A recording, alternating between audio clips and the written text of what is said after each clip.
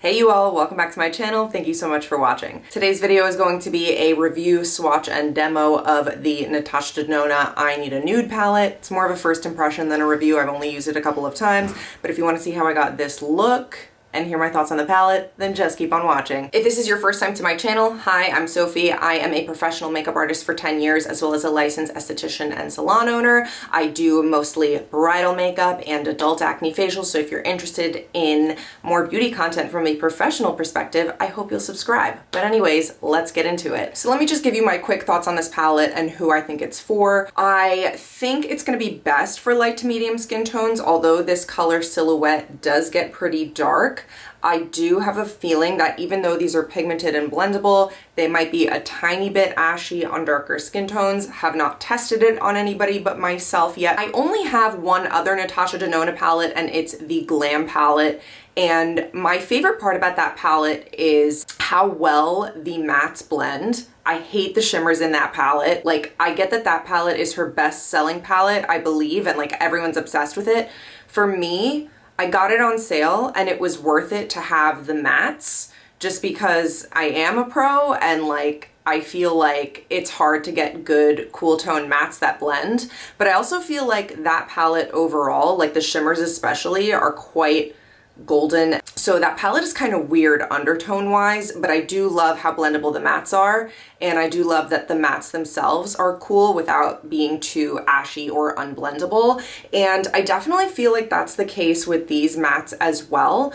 And even though overall this palette gives a cooler look when you include the shimmers, I do think that this one has some warmer mattes, which I like, because even if I'm gonna do an overall cool tone look, I like to have some warmer mattes in the crease. That always just ends up looking a little bit more flattering on most skin tones. Editing Sophie here. I just want to round out my thoughts on the undertone of this palette and the comparison to the Glam palette. Overall, I think the I Need a Nude palette is actually cool toned with a hint of like a warm nuance in there, which you'll see me talk about more in the swatches. The dominant tones in this palette are absolutely pinks and taupes, which are my personal favorite, so I am thrilled. If you are a fan of golds and chocolatey browns and that's what you look for in a palette, the I Need a Nude palette is not giving that. And I think the undertone of this palette is way more consistent and cohesive throughout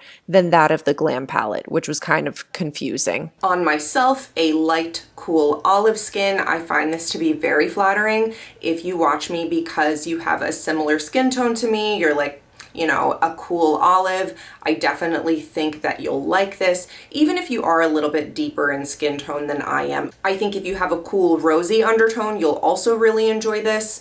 If you're warm, I think you could still make this work because it has some of those warmer tones in here. A lot of the times with eyeshadow, it's about preference, and you can use like your bronzers and stuff to kind of warm up the look to make it suit your skin tone a little bit better. Because these are super pigmented and blendable, if you are a little bit on the warmer side, at least you're not going to have that issue of them pulling really patchy and ashy on you because they're so high quality, which like if you go for something that's like the wrong depth and the wrong undertone and it's not super high quality makeup, on top of not blending in with your skin tone, it's like not blending.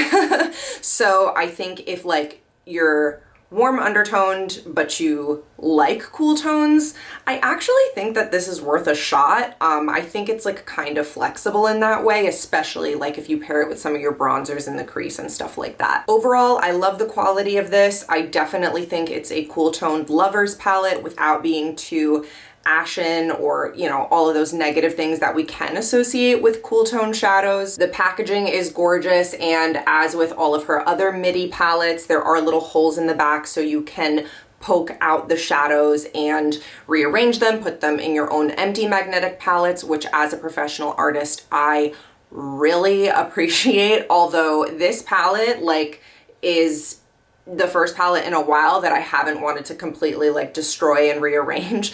And it's funny, like I'm so not like a palette consumer because I'm just so picky, and I tend to just see so much repetition in palettes, so I don't really buy them a lot. It's funny, when I opened this up and showed it to my wife, she was like, wow, I feel like I haven't looked at a palette in forever. And I was like, no, same. Like, this is the first palette in a while that's really like called to me. I also want to say, even with the dark colors and the shimmers, I got no fallout with this. I did not really feel the need to clean up at all. And I did my foundation first. The mirror in here is also super high quality if that's something that's important to you. I like that the hinge is not loose. I like that you could like sit it up like this. And I would definitely travel with this palette for that reason, and because I love the color selection and the quality. I am a neutral wearer, which is so funny. I used to be such a colorful person, colorful hair, colorful makeup, but now I'm really just a neutral lover. So like, this would be a perfect everyday palette, perfect special occasion palette, perfect travel palette. I just really think that this is great, and I would totally use it on clients, and I totally will. For me, both in my professional life and like personal makeup use,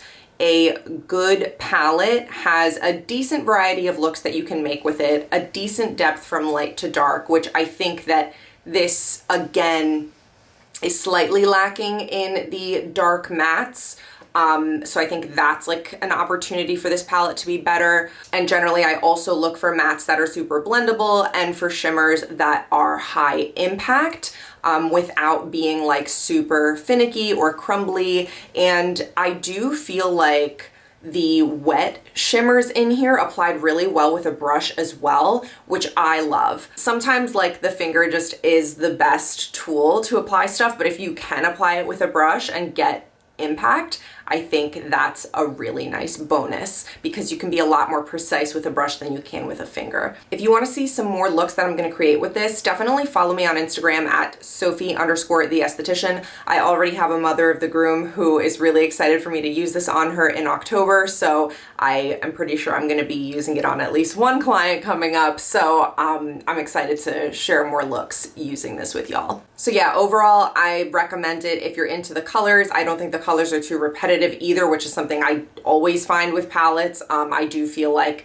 almost every single shade in here really serves a purpose. And if you are willing to spend the money on a palette to begin with, I don't think you'll be disappointed with this. Whether you are using it for personal use, professional use, you can't go wrong, except again, like if you have a darker skin tone, which, you know, I haven't tested it enough to really know where we would cross that line on the gradient of skin tone. But that's just something to be mindful of, and I really think NATASHA DENONA should just go ahead and make a darker version of this because like that's not fair. So that is it for my thoughts. Without any further ado, let's move into the swatches. Okay, welcome to the swatches of the I Need a Nude palette. I'm going to include the description of each shade from the NATASHA DENONA website as well as my thoughts. So jumping in with the first row, the first shade is Stone, which is described as a matte, light, medium, warm taupe. I wouldn't call this warm per se, but it's definitely not overly ashy. The next one is Whisper, described as a metallic light nude pink. This was a super nice texture for metallic, and while I usually find cool tone metallic pinks to have a harsh look, this has just enough warmth to make it more of a pink champagne. The cool tone while having just enough of the opposite temperature to give it nuance and sophistication. The next one is Ella, which is described as a sparkling foiled warm fawn. Again, a warmer take on a traditionally cool tone. This shade could have been a true neutral champagne actually, because that might have stopped this palette from becoming potentially overwhelmingly taupe and pink if you're not into that.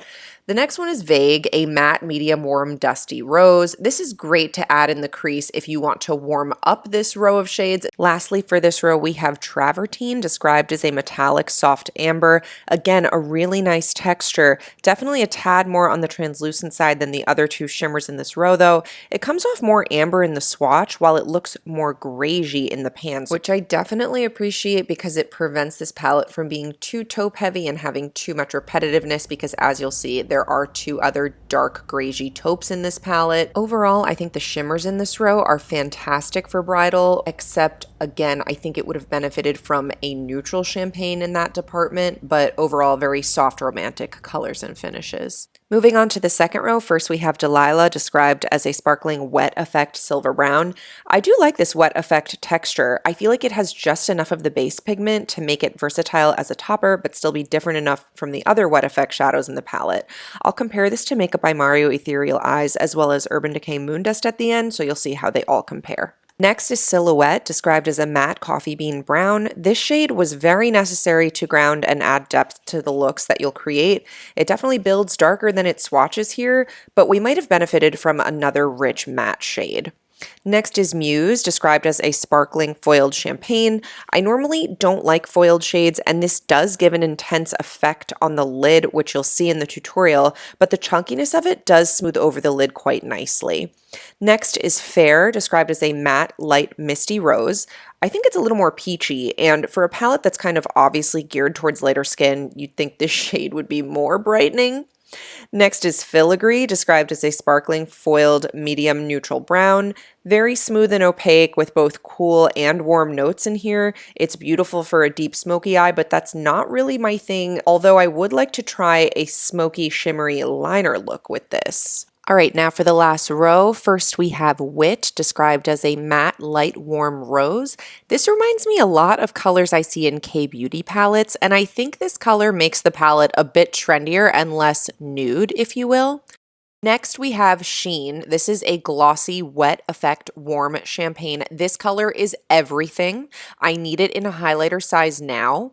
It's quite glossy and translucent, and you'll see I use it kind of all over in the tutorial. I would call it more neutral than warm, though. Next, we have Tender, a matte medium taupe. This is a great medium taupe to complement Stone, the lighter taupe we saw earlier.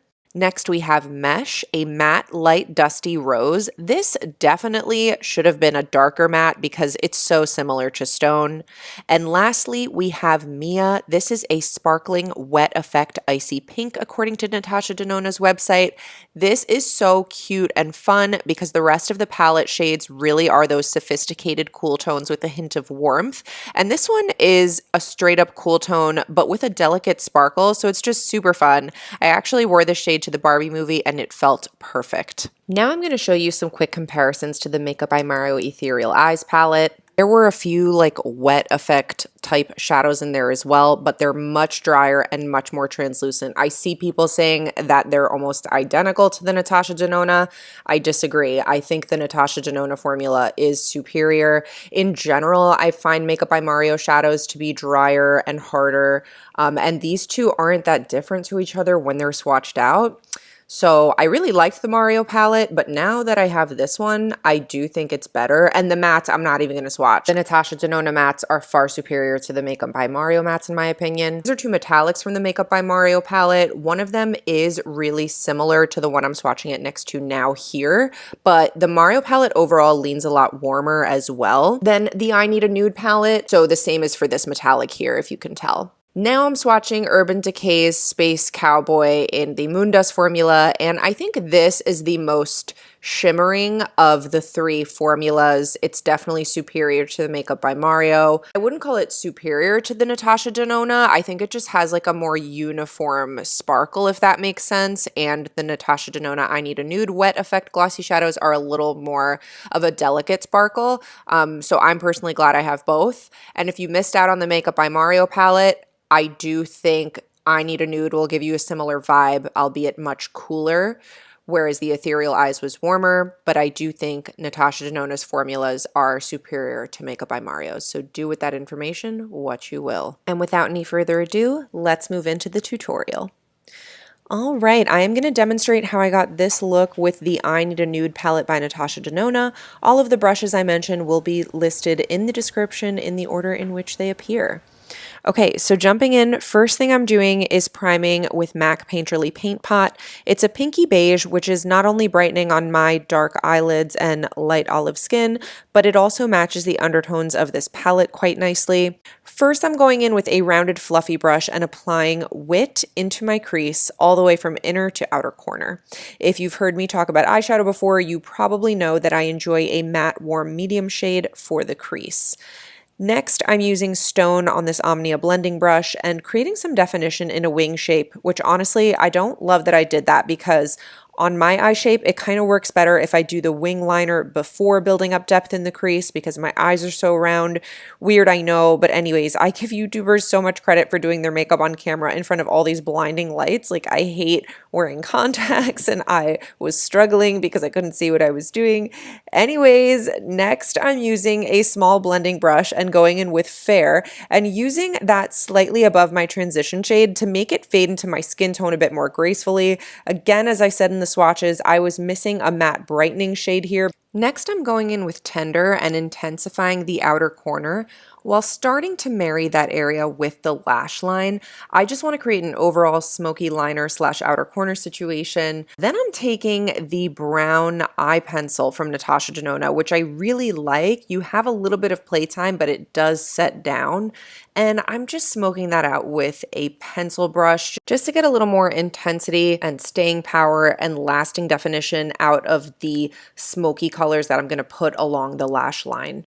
Now for the exciting part, I'm using a tiny bit more of the MAC Paint Pot on the inner half of my eyelid and going into the shadow Muse. Initially, I struggled to pick this shade up with a brush because it's so chunky, so I went in with my finger. So I feel like having a cream base down was crucial to getting definition on my lid, but then I was able to smooth out some of the shadow particles with a brush and enhance that definition to get a nice smooth cut crease. I don't think the shadow is too finicky, but to get even quick coverage all over the lid, the finger was definitely the easiest tool to use. Going back in with a smoky liner brush and the dark matte shade Silhouette, I'm adding more definition to the lash line and then using my small Sigma blending brush to marry that into the outer corner. I also decided to dip the blending brush back into Silhouette and add more smokiness to the outer corner itself. Taking the brown eyeliner again and my smoky liner brush with whatever shadow is left on it, I'm smoking out the lower lash line and then blending that out and adding warmth to the transition shade with Wit. I was feeling, as I often do, that the dark matte in the outer corner needed to be more seamlessly blended with the eyelid shimmer, so I took Delilah, the darker wet effect shadow, and tapped that onto the outer lid with a brush. As always, I gave it a final gentle blend with the small blending brush and lightly sharpened up the edge with whatever I used to apply my concealer, which in this case was my wedge sponge. For a finishing touch on the upper lid, I took Sheen on my ring finger and tapped it onto the center of my lid as well as the brow bone. I loved it so much that I also tapped it onto the tops of my cheekbones and applied it to the inner corners. It's just this gorgeous translucent glossy sheen. It's so gorgeous. Lastly, I took Mia, that fun cool tone pink, and highlighted the center of my lower lash line, which I feel like on my rounder eyes is a really flattering and cool effect. And it's worth noting that each of the wet effect shadows I used picked up really well with brushes, so that was awesome. And this is the final look. I added some black liner and more shadow on the inner corner because I thought it complemented the look really well, so apologies, I ended up doing that off camera.